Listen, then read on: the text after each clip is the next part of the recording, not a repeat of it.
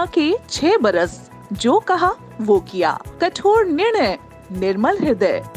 वजीर आजम नरेंद्र मोदी की क़यादत में हुकूमत पिछले 6 सालों से लगातार मुल्क और आवाम के मफाद में काम कर रही है।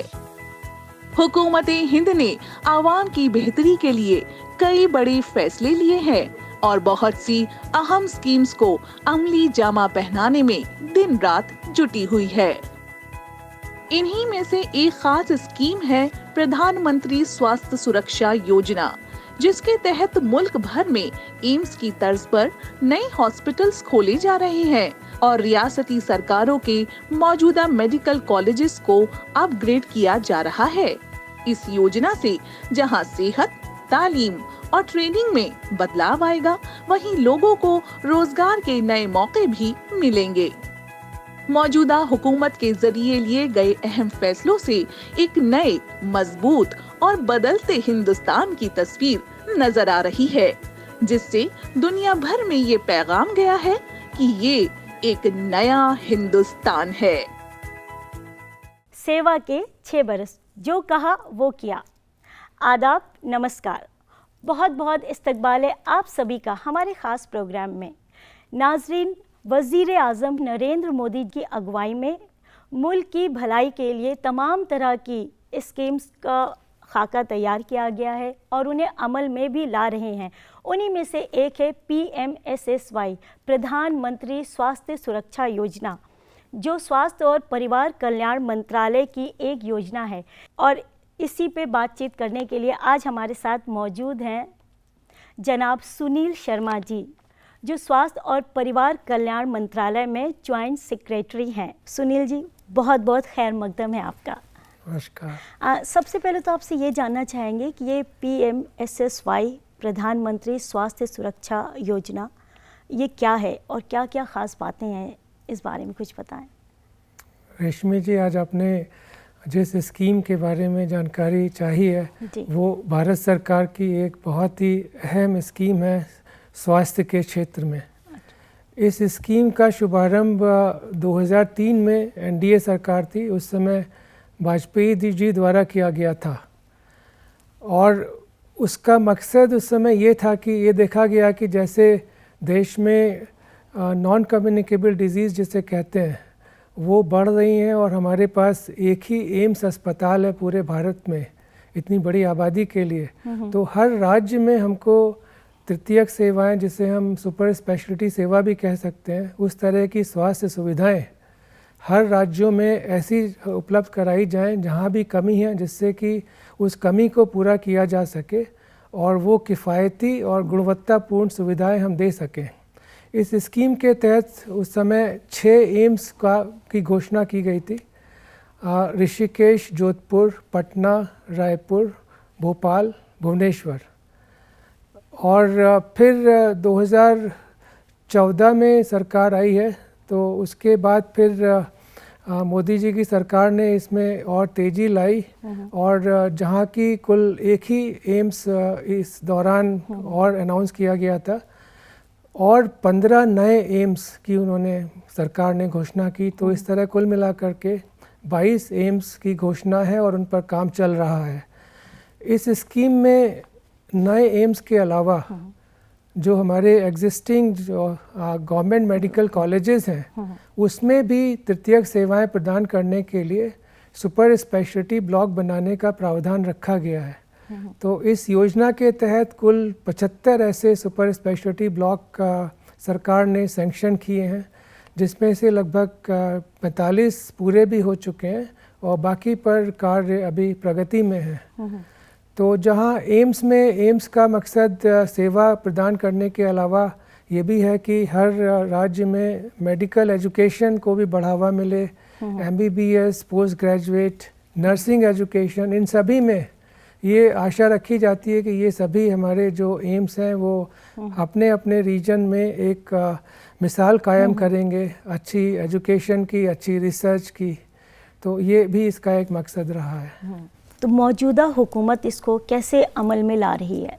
मौजूदा हुकूमत ने 2014 के बाद से ही कुल मिलाकर जहां पहले 7 नए एम्स घोषित किए गए थे, 15 नए और एम्स घोषित किए और उन सबको स्वीकृत भी किया। अभी कुछ ही हाल ही में दरभंगा अंतिम एम्स था जो 22वां नया एम्स हुआ जो अभी घोषित किया गया, लेकिन बाकी एम्स जो पिछले 5-6 सालों में घोषित किए गए हैं उनमें ज़्यादातर में अभी कार्य प्रगति में है।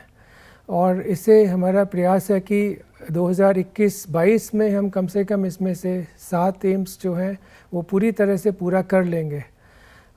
लेकिन जबकि एम्स पूरे नहीं हैं तो इसलिए भी कि इसमें हम पहले से ही इसको चालू कर सकें, तो इन 8 नए एम्स में हमारा जो है ऑलरेडी क्लासेस चल रही हैं और 5 नए एम्स में ओपीडी भी चालू की जा चुकी है, जिससे कि जैसे जैसे हमारी बिल्डिंग पूरी होती है हम इन सेवाओं को आगे बढ़ा सकें। सरकार ने इसका बजट भी साल दर साल बढ़ाया है और पिछले वर्ष हमने PMSSY स्कीम में लगभग 6,800 करोड़ रुपए का खर्चा किया है। और जो हमारे पहले 6 एम्स अनाउंस किए गए थे जो 2006 में जिनको सैंक्शन किया गया था, जो 2003 में अनाउंस किए थे, वो भी पूर्णतः पूरे करके अब उसमें भी पूरे पेशेंट हर जगह और सारी सुविधाएं वहाँ पर उपलब्ध हैं।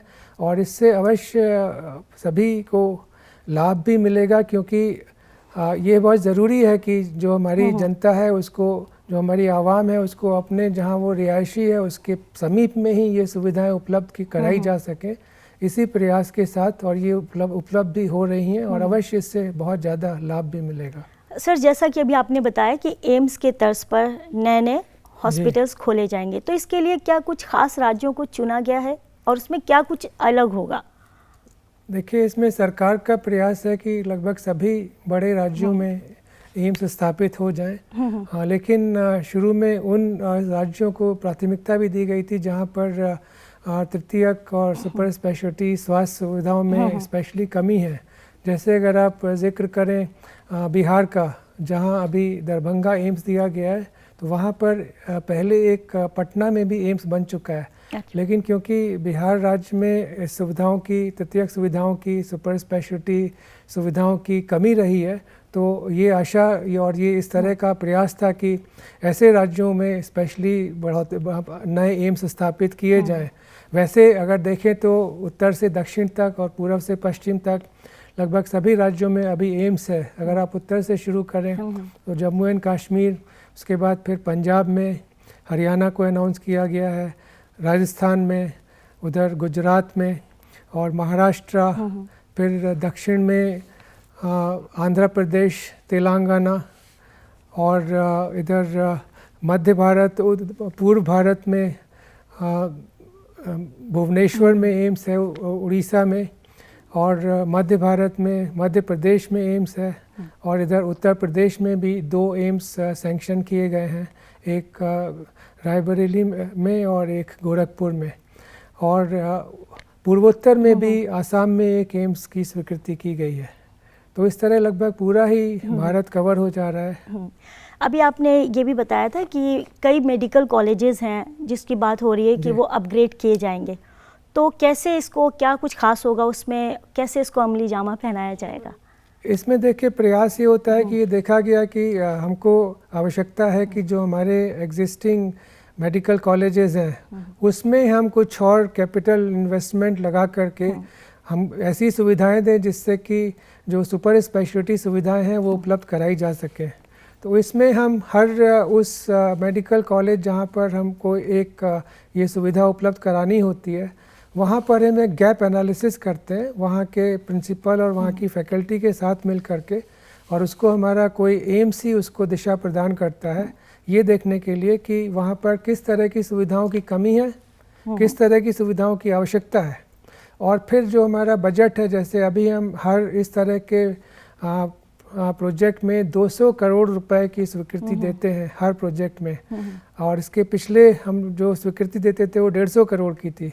तो उतनी लागत में हम क्या क्या सुविधाएं उपलब्ध करा सकते हैं एक सुपर स्पेशलिटी ब्लॉक में, जिसमें हमारे स्पेशलिटी बेड भी होंगे, वहाँ पर ओटी भी होगा, मेडिकल इक्विपमेंट भी होंगे, जिससे कि हम इन सुपर स्पेशलिटी सुविधाओं को हम जनरली चालू कर सकें। और जिस तरह की हमने देखा कि जो सुविधाएं जो हमारे राज्य या हमारे जो मेडिकल कॉलेज मांगते हैं वो कॉमन सुपर स्पेशलिटी हैं। जैसे अगर हम बच्चों का देखें तो पीडियाट्रिक्स और पीडियाट्रिक सर्जरी है। फिर अगर हम दिमाग के लिए देखें तो न्यूरोलॉजी और न्यूरो सर्जरी है। हार्ट्स में भी हार्ट के लिए कार्डियोलॉजी और कार्डियो सर्जरी है।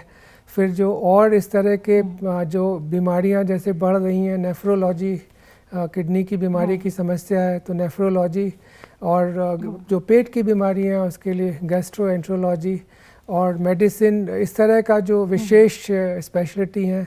फिर कैंसर की जैसे बहुत ज़्यादा आजकल पूरे देश में कैंसर बढ़ रहा है तो उसकी भी सुविधाएं आवश्यकता अनुसार जो राज्य जो जीएमसी हमसे मांगता है उसको हम कैंसर के लिए भी जो उसके मशीनें हैं, लीनियर एक्सीलरेटर या फिर ऑन्कोलॉजी के संबंध में सुविधाएं वो उपलब्ध कराते हैं। लेकिन इन सभी में जो कॉमन सुविधाएं हैं वो ये है कि उनमें सर्जरी के संदर्भ में हर जगह ओटी का प्रावधान ज़रूर होता है और 150 से 250 बेड तक का हॉस्पिटल, डिपेंडिंग कि वो उसको क्या आवश्यकता है। कुछ स्टेट मेडिकल इक्विपमेंट ज़्यादा चाहते हैं, कुछ कंस्ट्रक्शन ज़्यादा चाहते हैं। तो इस तरह से हम लोग उनके साथ मिल करके इस काम को करते हैं। योजना तो बहुत अच्छी है, लेकिन इस योजना से मुल्क की आवाम को कैसे फ़ायदा पहुंचेगा? देखिए, जैसे हमने अभी 42 गवर्नमेंट मेडिकल कॉलेज में अपग्रेडेशन के काम पूरे कर चुके हैं हम, और इस वर्ष में हमको लगभग 15 और करने हैं। तो अभी जैसे कोविड आ गया तो बहुत सारी राज्य सरकारों ने कोविड के संदर्भ में भी इसमें से कम ऐसे 20 मेडिकल कॉलेज के ये सुपर स्पेशलिटी के ब्लॉक हैं जिसको उन्होंने कोविड के काम में भी यूज़ किया। वहाँ पर 150 से 200 बेड हैं, वहाँ पर पूरी की पूरी ऑक्सीजन की सुविधा उपलब्ध है, वहाँ पर आवश्यक नंबर में वेंटिलेटर्स की सुविधा उपलब्ध है। तो आईसीयू बेड, ऑक्सीजन बेड सभी का वहाँ पर बढ़ोतरी हम लोग कर पाए। और इसी तरह एम्स में भी हुआ है। एम्स में भी राज्य सरकारों ने भारत सरकार से मदद भी मांगी थी और भारत सरकार तो पहले से ही आगे बढ़कर इसमें अपनी तरफ से भूमिका अदा कर रही थी। तो सभी जितने हमारे नए 6 एम्स पूरी तरह चालू हैं, उसके अलावा 3 और एम्स ने जो अभी पूरे चालू भी नहीं हैं, जहाँ पर सिर्फ ओपीडी था, उन्होंने भी आईपीडी के तौर पर कहीं 50 बेड, कहीं 75 बेड, उस तरह से ऑक्सीजन वाली सुविधा, आईसीयू बेड की सुविधा भी उपलब्ध कराई। तो ये हमारा भारत सरकार का जैसे प्रयास है कि क्योंकि ऐसे तो हेल्थ जो है वो राज्य का विषय होता है कॉन्स्टिट्यूशन के मुताबिक, लेकिन फिर भी भारत सरकार का प्रयास होता है कि हम मेडिकल एजुकेशन के क्षेत्र में, रिसर्च के क्षेत्र में और विशेष जो टर्शरी हेल्थ केयर के क्षेत्र में ज़्यादा से ज़्यादा सुविधाएं सभी राज्यों में जहां पर कमी ज़्यादा है उनको उपलब्ध करा सके। तो ये अवश्य सभी राज्यों में इसका महत्वपूर्ण उपयोग हो रहा है, और जहां पर कोविड में काम नहीं आ रहा है वहां पर सुपर स्पेशलिटी ब्लॉक सभी जगह चालू है। सर, आने वाले सालों में इस योजना का क्या असर होगा? देखिए रेशमी जी, सबसे पहले तो ये कि जैसे ये सुपर स्पेशलिटी ब्लॉक हमारे बन रहे हैं और जैसे हमारे एम्स स्थापित हो रहे हैं, तो उसके साथ ही ये सुविधाएं जो हमारा एक इसका लक्ष्य था इस स्कीम का कि हम सुपर स्पेशलिटी जो तृतीयक स्वास्थ्य सेवाएं हैं उनको हम जनता के जितना करीब से करीब प्रोवाइड कर सकें वो हो सके। तो ये हमारा उसमें प्रयास एक मेजर तरीके से सफल होगा। दूसरा, एम्स का एक और बहुत बड़ा हमारा ऑब्जेक्टिव रहा है, एक मकसद रहा है कि एम्स की स्थापना सिर्फ स्वास्थ्य की सेवाएं उपलब्ध कराना भर नहीं है। इसका और भी 2 महत्वपूर्ण उद्देश्य हैं, जिसमें एक है कि वो वहाँ की जो मेडिकल एजुकेशन है उसकी क्वालिटी को इम्प्रूव करे और क्वांटिटेटिव तौर पर भी ज़्यादा से ज़्यादा मेडिकल एजुकेशन को बढ़ाए। जैसे कि हर एम्स में 100 MBBS की सीट्स हैं जो आगे बढ़ेंगी, और लेकिन फिर भी हमारा फोकस पीजी और DM MCH कोर्सेज़ की तरफ ज़्यादा है। जैसे कि दिल्ली एम्स है, दिल्ली एम्स में MBBS की लगभग 100 ही सीटें हैं, लेकिन पोस्ट ग्रेजुएशन और DM मिला करके वहाँ लगभग 700 से 800 सीटें हैं। तो इसी तरह इन एम्स का भी प्रयास है कि वो सीटें भी पोस्ट ग्रेजुएशन की वहाँ ज़्यादा से ज़्यादा बढ़ें, जिसकी देश को आवश्यकता भी अभी ज़्यादा है। और साथ ही में रिसर्च एक बहुत बड़ा मुद्दा होता है। जैसे एम्स दिल्ली ने अपना नाम विदेश में, देश विदेश में रिसर्च में भी कमाया है, और किसी भी संस्था को अगर रिसर्च उसकी अच्छी होगी तो उसकी मेडिकल एजुकेशन की क्वालिटी, उसकी हेल्थ केयर की क्वालिटी में भी अवश्य इम्प्रूवमेंट आएगा। तो रिसर्च पर भी इन सभी इंस्टीट्यूट्स में बहुत ज़्यादा हमारा जोर रहेगा। ये तो हुई एम्स की बात। गवर्नमेंट मेडिकल कॉलेज अपग्रेडेशन में जो जिन राज्यों में और जिन मेडिकल कॉलेज में ये सुपर स्पेशलिटी ब्लॉक बन रहे हैं, वहाँ पर भी सुपर स्पेशलिटी के बेड तो आ ही रहे हैं, लेकिन साथ ही हमारा स्टेट्स को हमने जोर दिया है, ये प्रयास है कि क्योंकि वहाँ पर सुपर स्पेशलिटी बेड बन रहे हैं, तो साथ में जो पीजी एजुकेशन की एक आवश्यकता होती है कि 30 बेड के ऊपर आप कुछ पीजी सीट्स क्रिएट करेंगे, तो पीजी सीट्स को बढ़ाने के लिए जो इंफ्रास्ट्रक्चर है वो भी राज्य सरकार को उपलब्ध हो जा रहा है। और हमने सभी राज्य सरकारों को हमने उनको पत्र लिखकर भी कहा है, और हम उनसे एंगेज किया, उनसे टेकअप किया है कि आप सभी जितना अब पोस्ट ग्रेजुएट की सीट्स है जो MCI के थ्रू जिसका अनुमोदन होता था, जो अभी नेशनल मेडिकल कमीशन बन गया है, तो वहाँ पर अपना दरख्वास्त दाखिल करें और वो कोर्सेज भी शुरू कराएं, क्योंकि जो देश की कमी है पीजी एजुकेशन की और यूजी एजुकेशन की, इनसे हम उसका भी पूरा फ़ायदा लेना चाहते हैं कि वो कमी को भी हम ज़्यादा से ज़्यादा दूर कर सकें। तो हम ये कह सकते हैं कि आने वाले वक्त में इस योजना के तहत लोगों को रोज़गार भी मिलेगा? हाँ, रोज़गार तो देखिए हर एम्स में लगभग 3000 के लगभग पद हमारा सृजित करने का प्रस्ताव है जो हम क्रिएट करेंगे, क्योंकि इसमें हमारे पास लगभग 250 तो डॉक्टर ही होंगे, उसके अलावा सीनियर रेजिडेंट, जूनियर रेजिडेंट के भी 500-600 पद होंगे, और नर्सिंग स्टाफ का, पैरामेडिकल में फिर OT टेक्नीशियंस होते हैं और हॉस्पिटल अटेंडेंट होते हैं, तो पूरा उनका इतना बड़ा लेवल पर ये पद सृजित होंगे। इसके अलावा कंस्ट्रक्शन के समय हर एम्स में जब कंस्ट्रक्शन पूरे जोर पर होता है तो लगभग 1.5 से 2 साल तक 2000 से 3000 लेबर वहाँ पर काम करती है। और जहाँ जहाँ एम्स स्थापित होंगे वहाँ पर लोग इलाज के लिए आएंगे, तो जो ऐसी सुविधाएं हैं, चाहे वो होटल हो, जो मेडिकल टूरिज्म के संदर्भ में होटल हो, या वहाँ पर जो वहाँ आने जाने के साधन के लिए टैक्सी वाला, रिक्शा वाला और रेस्टोरेंट चलाने के लिए, ये सारी भी जो सुविधाएं हैं, ये और इस तरह की जो सेवाएं हैं, ऐसे लोगों को भी बहुत रोज़गार वहाँ पर ज़रूर मिलेगा। तो कुल मिलाकर आप ठीक कह रहे हैं, 1 लाख लोग जब 22 एम्स बन जाएंगे और GMC प्रोजेक्ट सारे हो जाएंगे, तो इतने रोज़गार तो हमारे अवश्य इसमें बढ़ेंगे। बहुत अच्छी योजनाएं तो बहुत अच्छी है, लेकिन इसमें जो बहुत कमज़ोर वर्ग है और गरीब तबका है, उसको इससे कैसे फ़ायदा मिलेगा? देखिए, ये इसमें स्कीम के तहत तो नहीं, लेकिन भारत सरकार की जो स्वास्थ्य विभाग की और स्कीमें हैं, जो प्रधानमंत्री जी की जो आयुष्मान भारत स्कीम है, अगर आप उस पर गौर करें तो जिसमें लगभग 50 करोड़ लोगों को उसका लाभ मिलने का जो ये किया गया कि 5 लाख रुपए का इंश्योरेंस होगा, तो जब वो व्यक्ति हमारे एम्स में इलाज कराएंगे तो इसके 2 पहलू हो गए। एक तो है इलाज की सुविधाएं उपलब्ध कराना, और दूसरा जो व्यक्ति इलाज के लिए आए उसका इलाज मुफ्त कराना। तो जिनको भी आयुष्मान भारत के तहत जो भी हमारे परिवार देश के और जो हमारे आवाम के जो लोग उससे कवर होते हैं, उन सभी को इलाज की सुविधाएं मिली, और जब वो इलाज के लिए एम्स में भी आएंगे तो उनको वो इलाज मुफ्त में उपलब्ध होगा। अभी भी जैसे BPL है, वो भी उनको एम्स हमारे जो है इलाज मुफ्त सुविधा उपलब्ध कराते हैं। ये तो हुआ कि जो मुफ्त सुविधाएं होती हैं, बहुत सारी सरकार की जैसे स्कीम है, स्टेट गवर्नमेंट की भी स्कीम है, उसके तहत जिसमें सरकार दूसरे तरीके से उस व्यक्ति को जिसको अपना इलाज कराना है उसको उपलब्ध कराती है उसका पैसा इलाज के लिए। लेकिन और भी जो एम्स आने से एक दूसरा लाभ है, जैसा मैंने पहले कहा था कि हमारा काम है गुणवत्तापूर्ण क्वालिटी सुविधाएं उपलब्ध कराना और साथ में जिसका दर भी कम हो, जो अफोर्डेबल भी हो।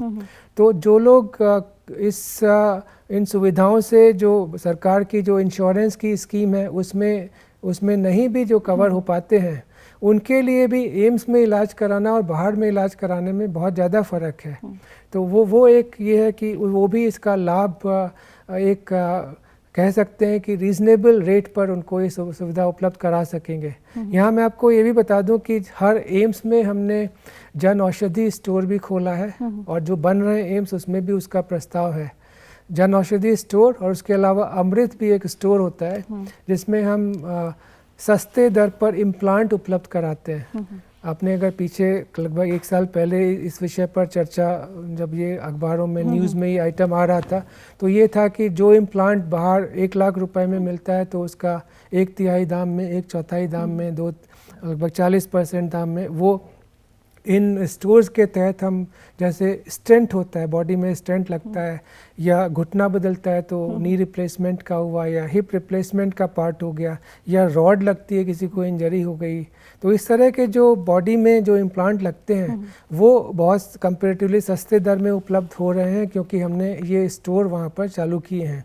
जन औषधि में सभी दवाइयाँ बहुत सस्ते दर में उपलब्ध होती हैं एम्स में। तो ये हमारा कुल मिलाकर प्रयास यही है कि पूरे देश में, पूरे आवाम में, जनता को, आवाम को जो हमारे जो इस तरह की स्वास्थ्य से जो परेशानियां हैं, जो उनका ये कहिए कि बहुत ज़्यादा पैसा इसमें व्यय हो जाता है, तो उसको कैसे बचा सकें और क्वालिटी एजुकेशन हम दिलवा सकें। तो इसमें प्रधानमंत्री स्वास्थ्य सुरक्षा योजना, जो कि 2003 में एक बहुत ही बड़ी दूरदर्शिता के साथ मैं कहूँगा कि ये शुरू की गई थी उस समय सरकार ने, और स्वर्गीय अटल बिहारी वाजपेयी जी का ये दूरदर्शिता थी और ये आइडिया था कि हम इस तरह से स्कीम चलाएं और जिससे कि आने वाले समय में जनता को सस्ते दर में क्वालिटी एजुकेशन उनके घर के समीप से समीप मिल सके, उनको दौड़कर दिल्ली नहीं आना पड़े, दिल्ली की भीड़ भड़क्का भी कम हो सके। तो ये जो एक दूरदर्शिता और जो सोच थी, आने वाले समय में उसका पूरा लाभ देश की जनता को मिलेगा। जब वो हॉस्पिटल्स में जाते हैं, कहीं जाते हैं, तो वो इलाज के वजह से, मतलब पैसा नहीं है इस वजह से वो इलाज नहीं करा पाते हैं। क्या उनको इन योजनाओं के बारे में पता नहीं होता है? देखिए, ऐसा तो नहीं है। अगर आप दिल्ली एम्स की भीड़ देखें जी तो यहाँ पर हर दिन लगभग 15,000 OPD पेशेंट आते हैं और कई हज़ार ऑपरेशन हर महीने होते हैं और सीधे छोटे मोटे ऑपरेशन नहीं होते क्योंकि सामान्य केस को एम्स दिल्ली लेता ही नहीं है।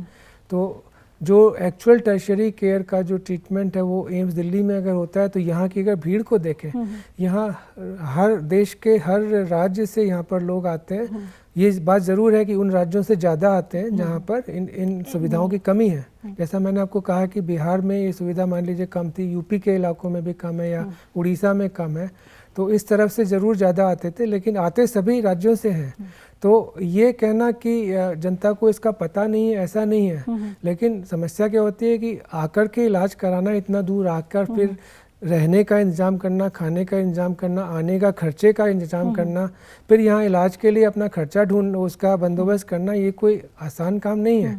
तो इसलिए जैसे ये सुविधाएं देश के हर राज्य में उपलब्ध हो रही हैं, हो जाएंगी आने वाले समय में, तो जनता को 1000 किलोमीटर दूर चल के नहीं आना पड़ेगा। 200 किलोमीटर, 250 किलोमीटर में उसको 300 किलोमीटर में एक हॉस्पिटल अच्छा मिल जाएगा, तो वो ज़रूर यहाँ आकर के इलाज कराएगा। और पहले तो आदमी भीड़ से डर के भाग जाता है। तो जब सुविधाएं बढ़ेंगी, जब कैपेसिटी जो ट्रीटमेंट की है लोगों की वो बढ़ेगी, जब ऐसे इलाज करने वाले लोगों की संख्या बढ़ेगी, जिसमें इस स्कीम का भी एक बड़ा हाथ होगा, क्योंकि ये भी MBBS और PG कोर्सेज जिस तरीके से चालू कर रही है, और चालू ही नहीं करती है, इसके एक क्वालिटी, एक स्टैंडर्ड भी तय करती है।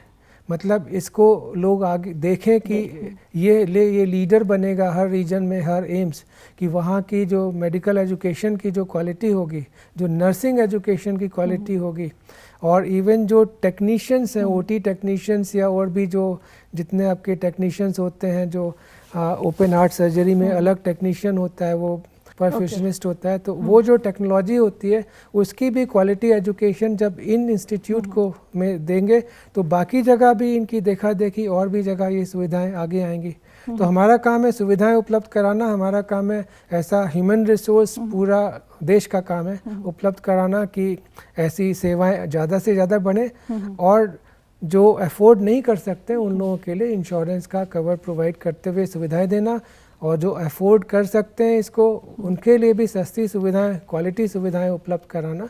इस पर देश का पूरा जोर है, जिसमें काफ़ी हद तक बहुत ज़्यादा इस पर इन्वेस्टमेंट भी हुआ है। अगर मैं पूरा स्कीम का बात करूं तो PMSSY स्कीम में जो नए 22 एम्स सैंक्शन होकर बन रहे हैं उसमें लगभग 26,000 करोड़ रुपया तो खाली कैपिटल का है जो खर्चा होगा, मतलब इसको बनाने का और उसमें मेडिकल इक्विपमेंट लगाने का। रिकरिंग खर्चा भी सरकार करती है। रिकरिंग खर्चा भी एक चलते हुए एम्स के ऊपर लगभग 500, 450 से 500 करोड़ का आएगा और आने वाले समय में बढ़ेगा भी। ये खर्चा भी सरकार करती है।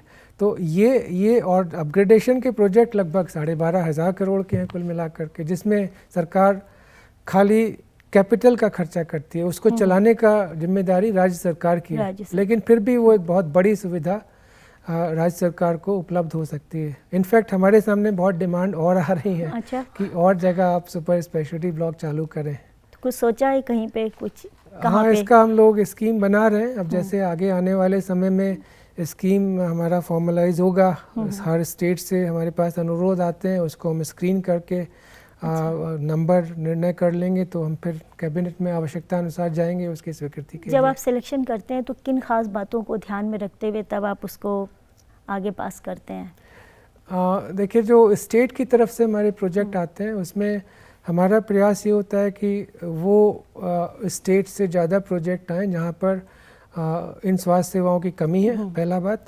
और दूसरा, जहाँ जिन्होंने इस स्कीम का अभी तक लाभ ज़्यादा नहीं लिया है। लेकिन इसमें एक और मुख्य बात ये भी है कि इसमें स्टेट की विलिंगनेस भी आवश्यक है, क्योंकि इन सुपर स्पेशलिटी ब्लॉक में जो 200 करोड़ की लागत से अभी हम बनाते हैं उसमें उसका 40% राज्य सरकार को कैपिटल का भी जो खर्चा है उसको वहन करना पड़ता है। तो वो उनकी रजामंदी हो और हमारा इधर उसी हिसाब से फिर एनालिसिस दोनों मतलब मिले। जी। तो सर, ये अभी तो कोविड-19 का वक्त चल रहा है, बहुत ही मुश्किल वक्त चल रहा है, तो ऐसे में ऐसा तो नहीं कि इसमें कोई रुकावट आ जाएगी इन योजनाओं में, तो कैसे आप इस चैलेंजेस को पार कर पाएंगे? रेशमी जी, मुश्किल दौर था शुरू में, इसलिए क्योंकि जब कोविड आया था तो साथ साथ कंप्लीट लॉकडाउन भी आ गया था। तो उसमें एक अनफॉर्चुनेट बात ये हुई कि बहुत सारी हमारी जो लेबर थी जो जहाँ जहाँ से आई थी माइग्रेट करके, वो वापस अपने गांव में कह लीजिए कि छोड़ कर चली गई थी साइट्स को। तो लगभग 3 से 3.5 महीना काम सफ़र किया है, लेकिन हम लोगों ने उसको मुस्तैदी से, पूरी भारत सरकार ही जुटी हुई है और हम लोग भी हमने जहाँ जहाँ एम्स बन रहे हैं, अपग्रेडेशन प्रोजेक्ट है, सभी जगह जितना लेबर होना चाहिए, पूर्ण तो नहीं लेकिन कहीं 65%, कहीं 75%, कहीं 80%, कहीं 60%, इतना हम लेबर वापस अपना साइट पर ले आए हैं और जो काम है वो फिर से पूरी तरह हम लोगों ने चालू कर दिया है। तो विलम्ब ज़रूर हुआ है, शायद 5 से 6 महीना इसमें विलम्ब हो सकता है, कहीं हो सकता है 7 महीना हो जाए, लेकिन हम लोग ये सब को पूरा कर पाएंगे और इसमें फ़ंड्स का भी कोई हमको इशू नहीं है, पूरा पैसा हमको मिलेगा। सुनील जी, आप यहाँ आए और आपने इतनी तफसील से हमें जानकारी दी, उसके लिए बहुत बहुत शुक्रिया। धन्यवाद मुझे यहाँ इनवाइट करने के लिए, कि मुझे भी आपने ये मौका दिया कि मैं जनता के सामने इस स्कीम के बारे में चर्चा कर सकूं, क्योंकि ज़्यादा से ज़्यादा लोगों को इसकी जानकारी हो तो ज़रूर इसका लाभ सभी लोग उठा पाएंगे। धन्यवाद, नमस्कार। नाजरीन, ये थे सुनील शर्मा जी, और हम ये कह सकते हैं कि जिस तरह से मौजूदा सरकार मजबूत इरादे के साथ तमाम तरह की योजनाएं अमल में ला रही है, उस तरह से हम आने वाले कल को एक बेहतर कल के रूप में देख सकते हैं। आज के लिए बस इतना ही, दीजिए इजाज़त, आदाब।